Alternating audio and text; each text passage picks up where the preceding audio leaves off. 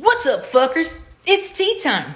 Okay, so what's black and always in the back of a police car? The seat! That's right. It's the seat. Did your racist little minds think that I was going to say a black person? No. There's too many oopsie doopsies for them to survive long enough to even see the back seat. That's because our Klansmen, police officers, they don't know how to do a routine traffic stop. Well, that's not entirely true. Listen to me. Spreading fake news on the internet. Just pull 30 of my teeth out and put me in a MAGA hat. Hail Trump! Sorry. Policemen don't know how to do a routine traffic stop when it involves a black person, or any situation with a black person, really. With a white person, particularly a white male, especially those heavily armed mass shooters, police seem to have the restraint of the Amish, the patience of an underpaid school teacher, and the professionalism of a Miss America pageant contestant. Thank you so much. I love my job, and I just want to make sure that I uphold my oath to the badge the white way. The right way. Oops, got those two words mixed up like a gun and a taser, huh? But change the skin color, and suddenly professional Officer Jekyll becomes detestable Officer Hyde, and his finger is drawn to the trigger like a maggot to a parlor post. But I don't think it's an accident when that trigger gets pulled on more black people than white people. You know you're in America, though, when you take your 9-year-old cousin out for snacks and witness the afternoon execution of a black man by a police officer. Darnella Frazier, she's the 17-year-old girl who filmed Derek Chauvin murder George Floyd by kneeling on his neck for almost 10 minutes while he cried for his mother.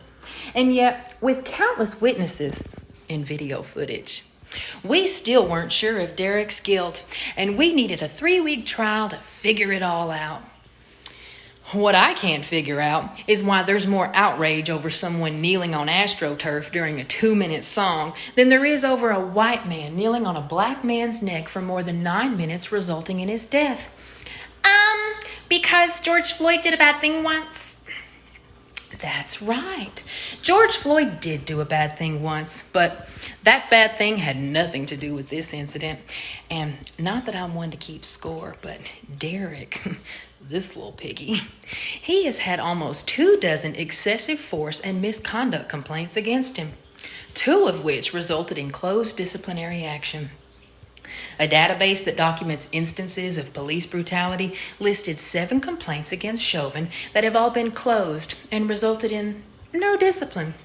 Guess we know why he was so comfortable on George's neck. His ex-wife said he was abusive, and in July of last year, Derek and his ex-wife were both separately charged on multiple felony counts of tax evasion.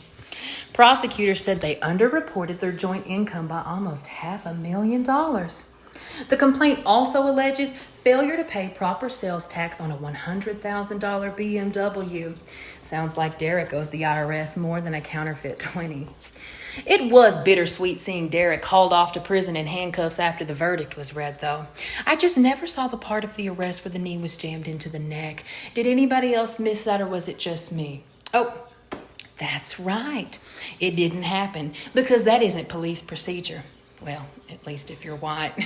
The irony of it all is that police in this country have this belief that they're superior. They view themselves as strong, virtuous, and supreme, while others are considered weak, unworthy, or inferior, especially people of color.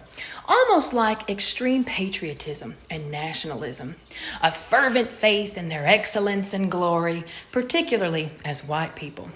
Derek Chauvin, like all the corrupt police in this country, are guilty of that. And that's the exact definition of chauvinism. Out of the thousands of deadly police shootings in the U.S. since 2005, fewer than 140 officers have been charged with murder or manslaughter. Since Derek Chauvin murdered George Floyd, police actions have led to the deaths of more than 960 Americans. Police culture should be to protect and serve the American people. But sometimes it seems they don't do anything but protect and serve themselves. The blue wall of silence is a pack mentality that they live by. It's a corrupt code to shield corrupt cops from accountability. It's a code of silence among police officers not to speak about other officers' crimes, misconduct, or brutality. Officers enhance this wall by creating consequences for any good officers that try to do the right thing. Because there are good cops. Lots of them, actually. There are police officers in this country who uphold their oath to the badge and protect and serve. In 2008, Carriel Horn was fired from the Buffalo Police Department for stopping a corrupt officer from using excessive force with a chokehold on a handcuffed suspect. She wasn't corrupt enough for the department, so she was fired. If you're an officer and your co-workers are intimidating you into not enforcing the law, is that somewhere that you want to work? Your silence isn't protecting the police. It's protecting the chauvinist pigs with guns and badges. It's not only killing innocent people of color, it's killing the American people's faith in the police. Americans don't want to call the police anymore. And for people of color, calling the police is too often a death sentence. The verdict that we got on April 20th was the right verdict. Guilty on all 3 charges. But we have to remember that this verdict is haunted by the ghosts of all the people of color in this country who died in police custody and didn't get justice. By all the people of color who were beaten and intimidated into confessing to crimes that they didn't commit. All the people of color who died fighting for their civil rights, their human rights. This verdict could be the start of change, but nothing is going to happen without our elected officials stepping up and working on this issue. Congress needs to pass the George Floyd Justice in Policing Act. Some people want to defund the police, but even more people want to reimagine police work to make it safer for the public and the police.